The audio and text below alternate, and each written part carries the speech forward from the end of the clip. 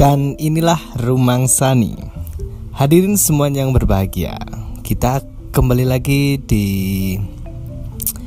rasan-rasan mengenai sejarah dan ada sedikit bumbu konspirasi. Pada episode kali ini kita akan membahas salah satu tokoh besar, pemimpin besar yang pernah kita miliki, yang pernah Indonesia miliki dan Ibu Pertiwi lahirkan. Siapa menyangka lewat tangan dingin pria yang gemar mengenakan blangkon ini lahir tokoh dan pemimpin besar Indonesia. Mereka adalah Semaun, Alimin, Muso, Soekarno, Kartosuwiryo, bahkan Tan Malaka pernah berguru padanya. Bergelar The Ongekronde van Java atau Raja Jawa tanpa mahkota oleh Belanda, Cokro Aminoto adalah salah satu pelopor pergerakan di Indonesia dan sebagai guru para pemimpin-pemimpin besar di Indonesia yang antara lain Soekarno, Kartosuwiryo, dan Muso. Pemilik nama lengkap Raden Haji Umar Said Cokro Aminoto lahir di Ponorogo, Jawa Timur pada 16 Agustus 1882. Beliau lebih dikenal dengan nama Hos Cokro Aminoto, merupakan salah satu pemimpin organisasi pertama di Indonesia, yaitu Sarekat Islam, biasa disebut SI. Semasa kecil beliau dikenal sebagai anak nakal dan suka berkelahi. Beliau masuk Pangreh Praja pada tahun 1900. Dan setelah beberapa kali pindah sekolah, lalu akhirnya bisa menyelesaikan pendidikan di Osvia, Sekolah Calon Pegawai Pemerintah atau Pamong Praja, pada tahun 1902. Berangkat dari pemikirannya pula lahirlah berbagai macam ideologi bangsa Indonesia pada saat itu. Rumahnya sempat dijadikan rumah kos para pemimpin besar untuk menimba ilmu padanya. Anda tidak perlu bertanya itu kos bebas atau kos muslim, karena yang pasti itu bebas. Bersama istrinya Suharsikin, beliau mendirikan rumah kos yang nantinya akan menjadi tempat lahirnya para tokoh yang akan memberi warna pada sejarah Indonesia. Setelah menamatkan sekolahnya, beliau bekerja sebagai seorang juru tulis di Ngawi dan kemudian bekerja di perusahaan dagang di Surabaya.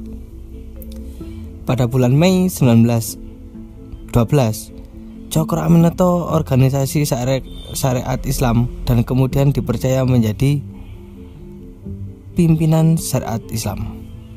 Ia adalah orang yang pertama kali menolak untuk tunduk pada Belanda.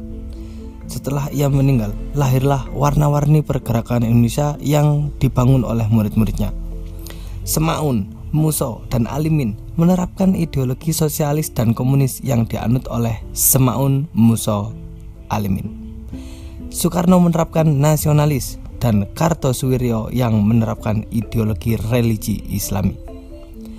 Namun, murid-murid beliau itu saling berselisih menurut paham masing-masing.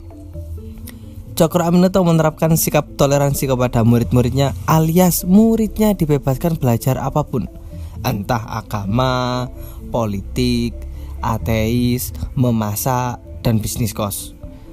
Pengaruh kekuatan politik pada saat itu memungkinkan para pemimpin yang pernah satu kos itu saling berhadapan-hadapan hingga terjadi pemberontakan Madiun 1948 yang dilakukan Partai Komunis Indonesia karena memproklamasikan Republik Soviet Indonesia yang dipimpin Muso. Dengan terpaksa, Presiden Soekarno mengirimkan pasukan elit TNI, yakni Divisi Siliwangi, yang mengakibatkan Abang, sapaan akrab Soekarno kepada Muso, pemimpin Partai Komunis pada saat itu, tertembak mati pada 31 Oktober 1948. Masya Allah, padahal teman sekos. Pemberontakan dilanjutkan oleh Negara Islam Indonesia (NII) yang dipimpin oleh Kartosuwiryo, dan akhirnya hukuman mati yang dijatuhkan oleh Soekarno pada kawannya Kartosuwiryo pada 12 September 1962. Padahal juga teman sekos juga. Pada bulan Mei 1912, Hos Cokro Aminoto mendirikan organisasi Syariat Islam yang sebelumnya dikenal Serikat Dagang Islam dan terpilih menjadi ketua. Salah satu trilogi darinya yang termasyhur adalah Setinggi-tinggi ilmu, Semurni-murni tauhid, Sepintar-pintar siasat. Ini menggambarkan suasana perjuangan Indonesia pada masanya yang memerlukan 3 kemampuan pada seorang pejuang kemerdekaan.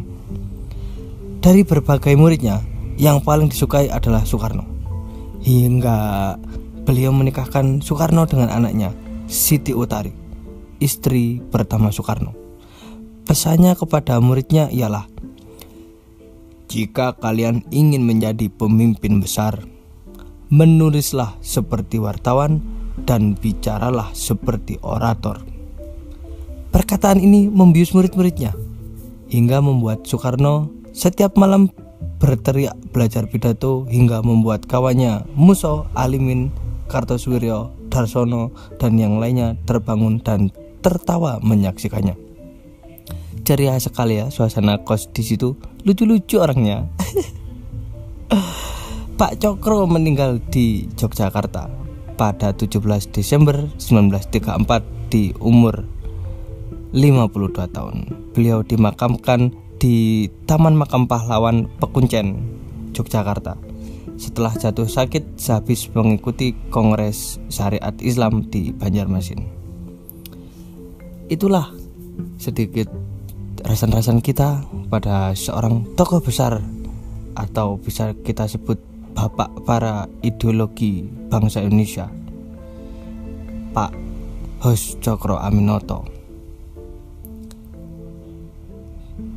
Baik para hadirin yang berbahagia, terima kasih sudah mendengarkan podcast kesayangan kita. Dan inilah Rumang Sani.